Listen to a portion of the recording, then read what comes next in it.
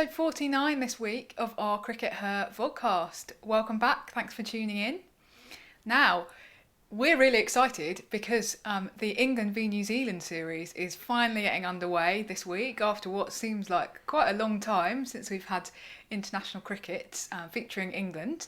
So the first ODI is going to be on Tuesday. It's Tuesday here and Tuesday in New Zealand, so it's going to be starting at stupid o'clock here, so we're going to be up all night and that'll be exciting. Now, last week we promised you that we were going to put our money where our mouth is and give you some series predictions. So Sid, do you want to kick us off with your series prediction? Well, I think if you're going to try and predict what's going to happen in the series, you can take some things from the warm-up matches.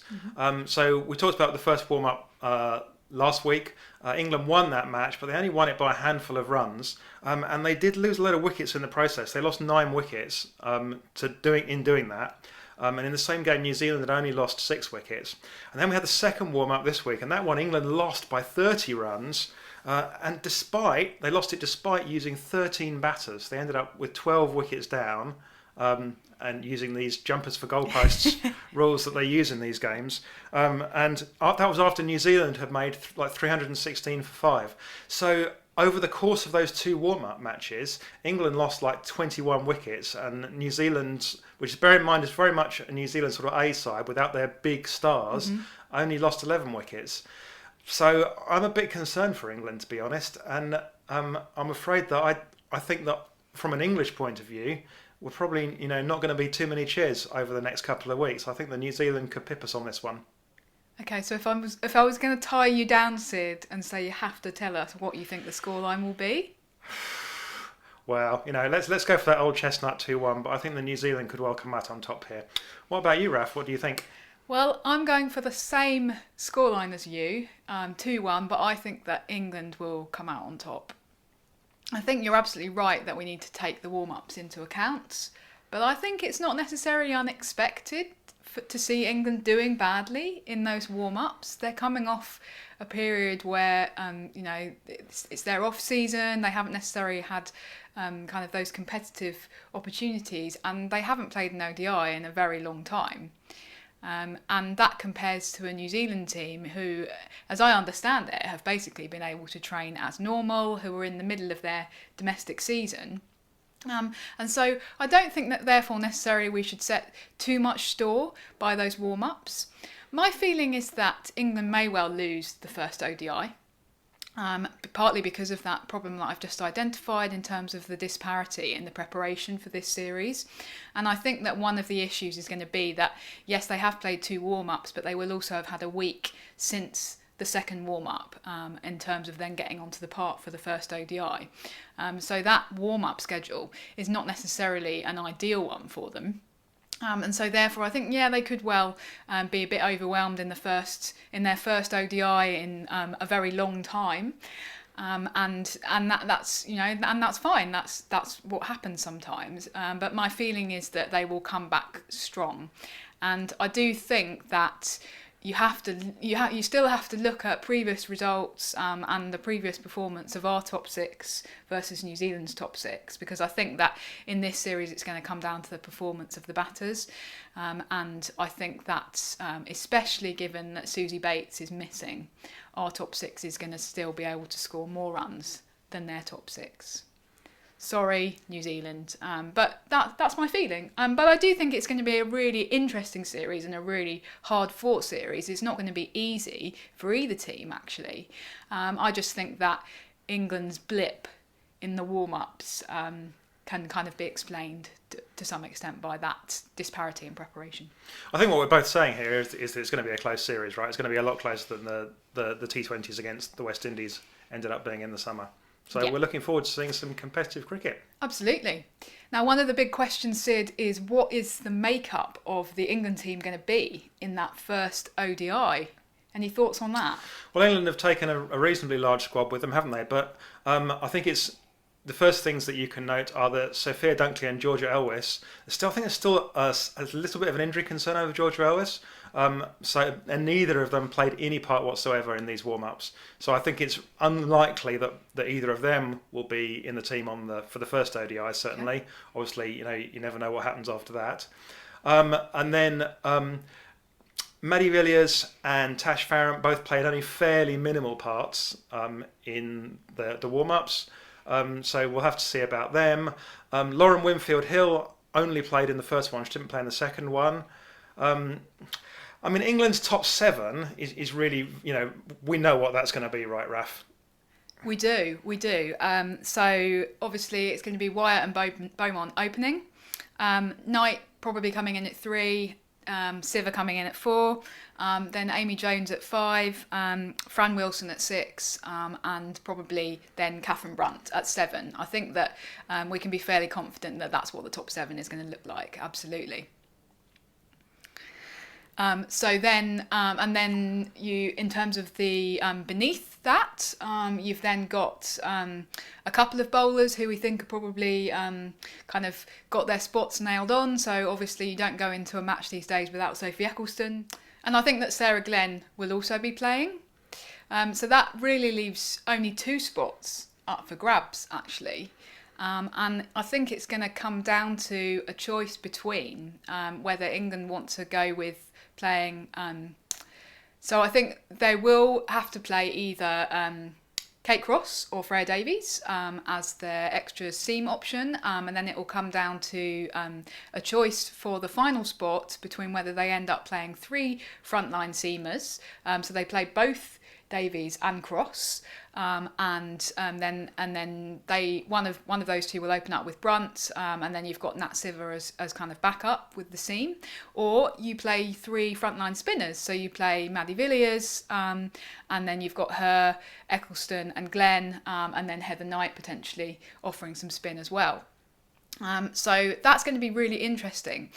One of the things that came out of the warm-ups actually is that no one has, I think, nailed down their spot particularly out of the bowlers that I've just mentioned. Obviously, we didn't see the warm-ups, and so we're just judging by the scorecards really. But in terms of the figures, nobody took a whole heap of wickets and really kind of stuck their hand up and said, Heather and Lisa, pick me. So that makes it a bit trickier actually, and I feel quite personally torn because I think that Freya Davies has yet to have a good run in the side in ODIs particularly, and I think she really deserves that. She's a great bowler, and I think potentially very much the future for England's seam lineup. But I also really do feel that if England are going to keep Kate Cross having a central contract, she didn't play a role last summer against West Indies and she was told, well, that's because we see you as an ODI bowler. Well, if you're not going to then play her in your ODI series, and when you've potentially got a World Cup, or when you have got a World Cup coming up in 12 months and you're potentially not playing very many ODIs before then where does that leave her if she doesn't play in, at least 2, presumably all 3 of these ODIs? So I think probably then I would have both of them in the side, and I would have Maddie Villiers on the sideline. But I think it's a really difficult call for Lisa Kiteley, and I think it's going to be really interesting to see what happens. Partly because, as I've just said, England won't be playing that many 50-over matches between now and the World Cup, and therefore, this could well be, as I believe I've said on this podcast before, this could well be a very similar team to the team that's going to open up in the World Cup in just over a year's time in that opening match against Australia. So it'd be really interesting to see. I think that we might well see Maddie Villiers in that last spot personally. Okay. I think that she gives England so many more options in the field because she is such a good fielder in the outfield. Probably the best in the world at the moment, and she just can cover so much ground that she gives you somebody else that you can put much closer in a sort of almost a catching position on the ring or whatever. So I think there's good reason to have her in the side, and I think that England might go with that as a sort of insurance policy in the field, because if she can save you 25 or 30 runs overall by her contribution in the field, then that could well be the difference between winning and losing. We'll see. It's going to be interesting, as you say. Yeah, it's not an easy decision. It's one of those ones where we're quite happy to be sat here letting Lisa Kiteley and Heather Knight make those decisions. Now, Sid, we'd flagged up last week that there'd been some cases of coronavirus in the community in New Zealand, and that there was a level of lockdown had been introduced, and that there was a question mark about whether there were going to be crowds allowed at these England-New Zealand matches. Can you give us a bit of an update on that? Yeah, well, as it stands now, the lockdown levels have all been reduced by one level. So that means that there can be crowds at the matches that are upcoming next week. As it stands at the moment, there can't be a crowd for the second T20, but that could still change by the time that match comes around. But it looks, from where we are now, as if England will be playing in front of a crowd next week in the first ODIs. Great. Well, that's really exciting. Now, in other news this week, the WNCL has been progressing. Sid, do you want to bring us the scores on the doors for the WNCL? Well, we asked last week the question about whether the Tasmania Tigers could keep up their winning run and whether Sally-Anne Briggs, their coach, could keep that winning mentality going for them, and they have done so. They've beaten Western Australia twice this week. That was one of their two-game streaks. And they are still top, or they are top rather, with 4 wins from 4. Victoria have 3 wins from 3, so they've got a game in hand, and they've also got a bonus point in hand, plus another half bonus point, or they got a full bonus point, and they then lost half of it for a slow over rate. Okay. But they have got bonus points and a game in hand, but it's all looking good for the Tassie Tigers at the top at the moment. So good news if you're Tasmanian there. And yeah, so that's the WNCL. Sticking with Australia, we've also been kind of back to Australia this week, haven't we, Raf? So this time last year, rather unbelievably, we were bleary-eyed in Perth, having just got off the plane, arrived in Perth for the start of the World 2020. And what's arrived this week on our televisions on Amazon Prime is a documentary called The Record, which is a documentary about the 2020 World Cup, and very much an Australian-centred documentary. I wrote a piece about this on CRICKETher, so you can go and read that to find out what I think. Raf, what did you think? Well, Sid, am I allowed to swear? No, you're not. This is not the documentary itself. The documentary itself is rather X-rated, which is slightly surprising to me, but... You know. I have to say that I found the honesty of the Australian players in those interviews that the documentary makers had done with them after the tournament. The honesty was quite endearing in a way, because it's really quite irritating as a journalist when players you really feel that they're not telling you the truth and that they're holding back and they're not really giving you anything to work with. So I quite welcomed that, and I particularly thought it was interesting. I read something this week where the documentary makers had actually decided, because Beth Mooney gave them such a kind of open and interesting post-tournament interview, that they decided to make her role in the documentary bigger than they'd originally envisaged it. And she certainly is, there are a couple of great quotes that I'm obviously not allowed to share in this vodcast, of her just being extremely honest about how she felt at various points. I think there was one bit where they're at the airport and she's having to comment on something, and she just says she says something again, not allowed to repeat, but it was quite interesting.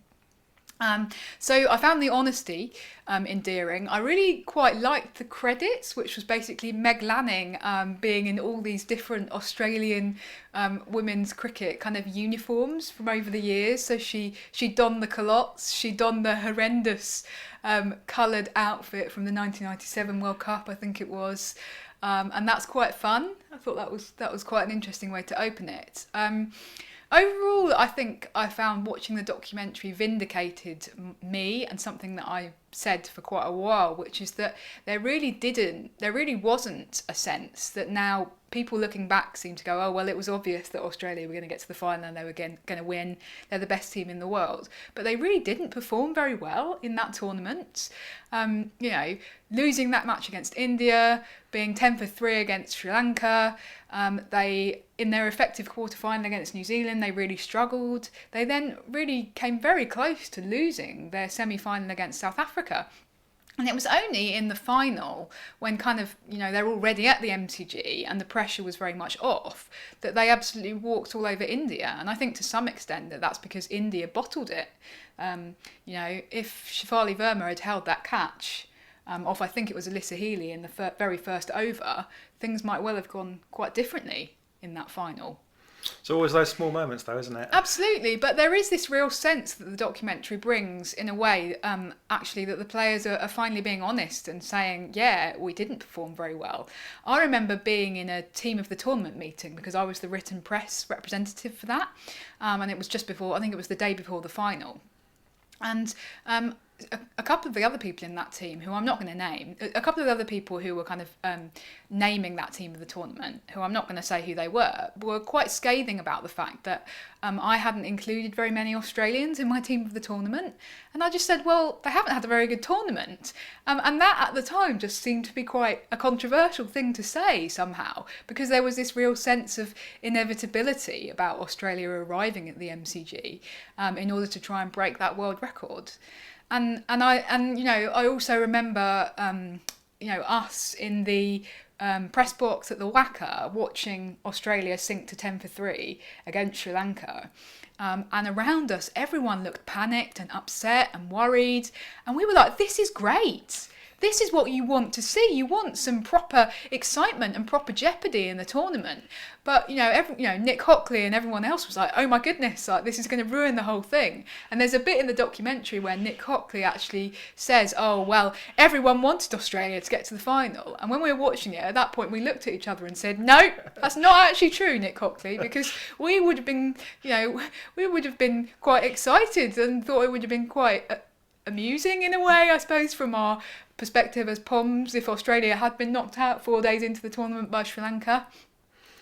Anyway, it was not to be, and that's fine. But overall, yeah, really enjoyed it, and I thought that your piece was a very good a very good reflection on the documentary. And I liked your line about how much you enjoy the documentary will depend on how much you hold an Australian passport. And finally, this week, we've had another little bit of news come out to do with Scotland, who have appointed their first ever full-time head coach. They've appointed Mark Coles, who is the former coach of Pakistan. And we published a great piece, great interview with him on the site yesterday by Jake Perry. So if you haven't read that, then I would recommend that you go and do so now. But this is really good news for Scotland, isn't it, Sid?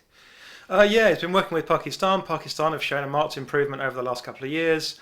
And I think it's a great coup for Scotland to have got such a good coach and someone. There's a great sense of positivity from him coming in. He points at what Thailand have achieved and says, look, if Thailand can do it, so can we as Scotland. We want Scotland to be playing in World Cups. And I think they've got a couple of great players. The Bryces are only going to get better over the next couple of years as they are able to train full time as part of the Loughborough setup. Look forward to seeing Scotland in a World Cup soon. Yeah, and you just wonder whether this could end up being the precursor to to Scotland actually introducing some full-time professional contracts of their own for the women's team, given that if you've got a full-time head coach and he's not got any professionals, then what's he doing on a day-to-day basis? I don't know. I think that could be really exciting. But yeah, brilliant news for Scotland.